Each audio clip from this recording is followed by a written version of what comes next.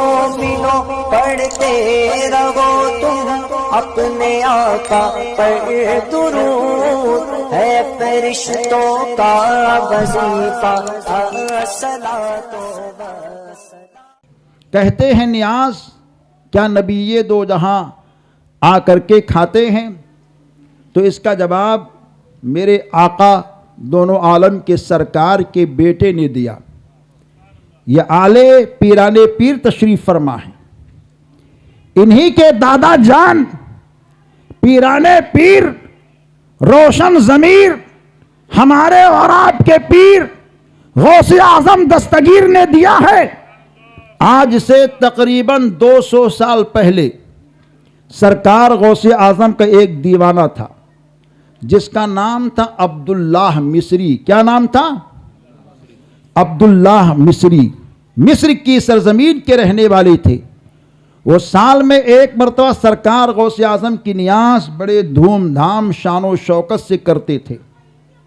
एक मरतबा बीमारी उनके पास आई, नहीफ नातवा कमज़ोर हो गए। उन्होंने अपने बेटे को बुलाया, बेटा फला तारीख को मेरे घर मेरे पीर गौसे आज़म दस्तगीर की नियाज है, अगर उस दिन मेरी मौत हो जाए तो ए बेटा मेरे लाश को बंद कमरे में रखना, मगर मेरे गौस की नियाज को मत रोकना। सरकार गौसे आज़म के लंगर तमाम मिस्र वालों को खिलाना, बाद में मेरे मरने की खबर देना। बेटे ने कहा ठीक है अब्बा हुजूर। वो तारीख आती है, नियाज की तैयारी हो ही रही थी। इसी माहौल में हजरत अब्दुल्लाह मिस्री का इंतकाल हो जाता है।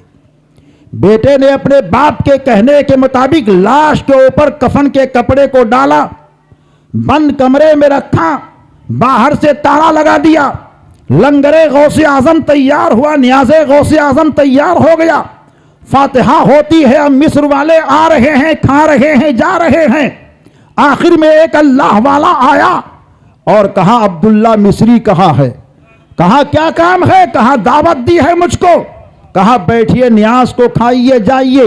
कहा नहीं नहीं, दावत उसने मुझको दी है, मैं उसी के साथ बैठ करके नियाज को खाऊंगा। मिस्री का बेटा पहुंचा और कहा भाई अगर बाप वक्त पर मौजूद नहीं होता है तो बेटा अपने बाप का नाइब हुआ करता है। मैं आपके साथ बैठने के लिए तैयार हूं, नियाज को खाइए जाइए। तो उस अल्लाह के बंदे ने कहा नहीं नहीं, उसने मुझको दावत दी है, मैं उसी के साथ नियाज को खाऊंगा। इतना सुनना होता है। अब्दुल्लाह बेटे की आंखों में आंसू आ गए, भर्राई हुई आवाज में कहा ए अल्लाह का बंदा, मेरा बाप सरकार गौसे आज़म का सच्चा दीवाना था, साल में एक मर्तबा गौसे आज़म की नियाज को किया करता था। आज वो तारीख थी, मेरे बाप ने कहा था ए बेटा अगर मेरी मौत हो जाए तब भी मेरे गौस की नियाज को मत रोकना, मेरे मरने की खबर बाद में देना। आज मेरे बाप का इंतकाल हो चुका है, कैसे मैं अपने बाप को लाऊं? तो अल्लाह वाले ने कहा ले चल, मुझको ले चल, अपने बाप की लाश के पास लेकर चल। चुनांचे हुजरा खोला गया। दरवाजे के खोलने के बाद में अल्लाह वाला हुजरे के अंदर पहुंचा। अब्दुल्लाह मिस्री का बेटा भी मौजूद है। इतना हाल देख करके अल्लाह वाले ने सीने पर हाथ रखा और कहा ए मुझको बुलाने वाला उठकर बैठ जा। इतना कहना होता है। सोने वाला अब्दुल्ला मिस्री जो इंतकाल कर चुके थे फौरन उठकर बैठ जाते हैं। देखते हैं नजरों के सामने एक नूरानी चेहरा है, एक इरफानी चेहरा है, एक चमकता चेहरा है, एक दमकता चेहरा है। बरजस्ता कहा बेटा जान जा, बेटा मान जा, बेटा पहचान जा। अब्दुल्ला मिस्री के बेटे ने कहा अब्बा जान किसको मानूं, अब्बा जान किसको जानूं, अब्बा जान किसको पहचानूं? तो अब्दुल्ला मिस्री के बेटे जब ये पूछते हैं तो अब्दुल्ला मिस्री ने कहा ए बेटा ये कोई और नहीं, ये पीराने पीर गौसे आज़म दस्तगीर हैं जो हमारी नियाज पर आए हुए हैं। तो हजरत सरकार गौसे आज़म रज़ी अल्लाह तआला अन्हु के दीवानों, सरकार गौसे आज़म क्या जवाब देते हैं, उस जवाब को सुनोगे आप झूम जाओगे।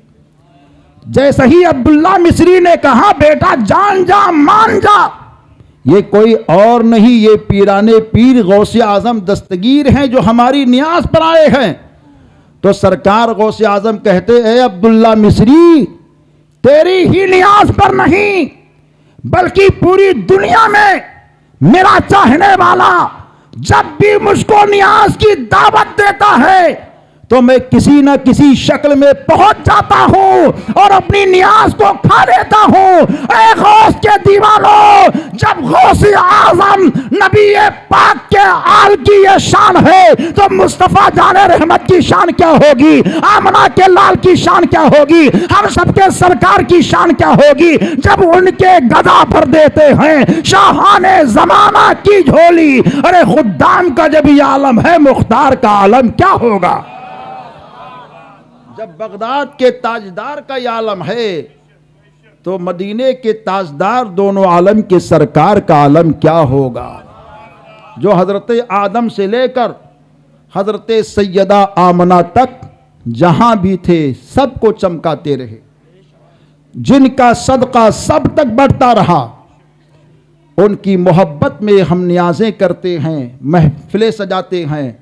मौका अच्छा है, जश्न मुस्तफ़ा कमेटी के ज़िम्मेदार हजरात के साथ जुड़कर मिंबर बनिए। मेरे आका दोनों आलम के दाता के महफिल में नियाज में शमूलियत हो गई, इंशाअल्लाह कामयाबी यहाँ भी रहेगी, कामयाबी वहाँ भी रहेगी। और ए दीवानों, सिर्फ नियाज ही मत करो बल्कि नमाज भी पढ़ो, नियाजी के साथ नमाजी भी बनो, तो ये नियाज भी कबूल है, नमाज भी कबूल है। हम नियाज के मामलात के लिए तैयारी तो कर लेते हैं मगर नमाज की तैयारी नहीं कर पाते, जबकि नमाज पढ़ने की बेपनाह फजीलत और ना पढ़ने के बेपनाह वईदें हैं। दीन का भी नुकसान है और हमारे दुनिया का भी नुकसान है। अगर कोई शख्स नमाज नहीं पढ़ता है तो घर से बरकतें उठ जाती हैं। अगर कोई नमाज नहीं पढ़ता है तो उम्र की बरकत घट जाती है। अगर कोई नमाज नहीं पढ़ता है तो घरों के अंदर लड़ाई झगड़े होने शुरू हो जाते हैं। अगर कोई नमाज पढ़ता है तो अल्लाह भी राज़ी होता है, मदीने वाले मुस्तफ़ा भी राज़ी होते हैं।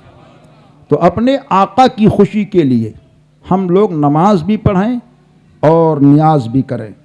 अल्लाह ताला हम सबको सही तौर पर दारैन की निअमतों से, बरकतों से, अज़मतों से माला माल फरमाए।